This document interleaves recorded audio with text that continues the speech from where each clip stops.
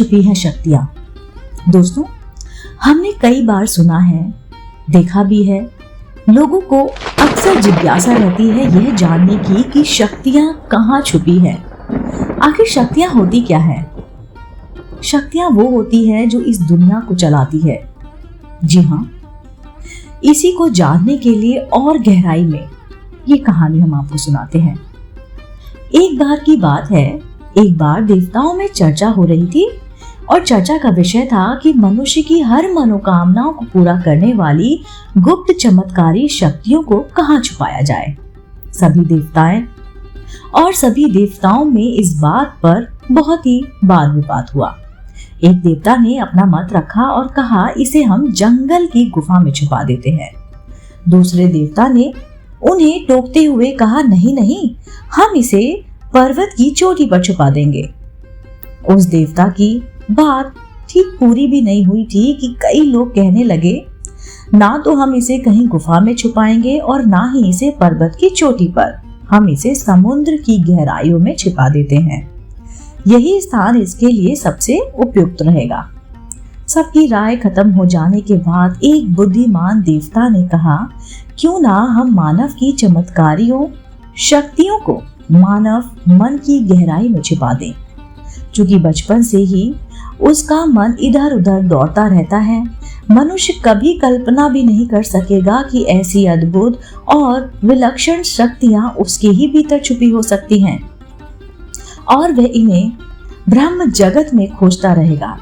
अतः इस बहुमूल्य शक्तियों को हम उनके मन की निचली तह में छुपा देते हैं। बाकी सभी देवता भी इस प्रस्ताव पर सहमत हो गए और ऐसा ही किया गया। मनुष्य के भीतर की चमत्कारी शक्तियों का भंडार छुपा दिया गया।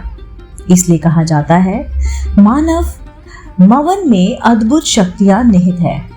दोस्तों, इस कहानी का सार यह है कि मानव मन असीम ऊर्जा का कोश है। इंसान जो भी चाहे वो हासिल कर सकता है।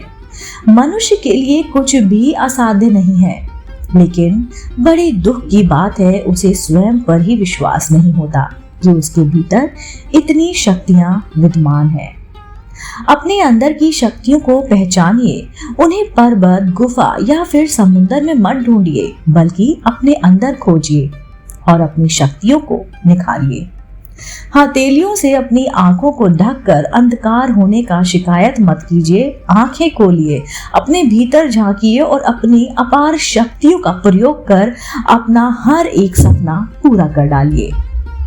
दोस्तों, उम्मीद करती हूँ आपको इस लघु कथा के जरिए पता चला होगा कि आखिर शक्तियां कहाँ हैं। तो कहाँ है शक्ति?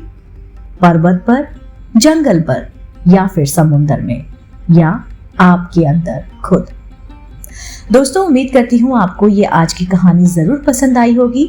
ऐसे ही धार्मिक पौराणिक कहानी कथाएं सुनना चाहते हैं और पसंद करते हैं तो आप मेरे चैनल आध्यात्मिक कहानियों को तुरंत से लाइक कीजिए, शेयर कीजिए और सब्सक्राइब कीजिए और ये बेल आइकन दबाना बिल्कुल ना भूलिए, जिससे मेरे द्वारा अपलोड की गई वीडियो आप तक सबसे पहले पहुंचे।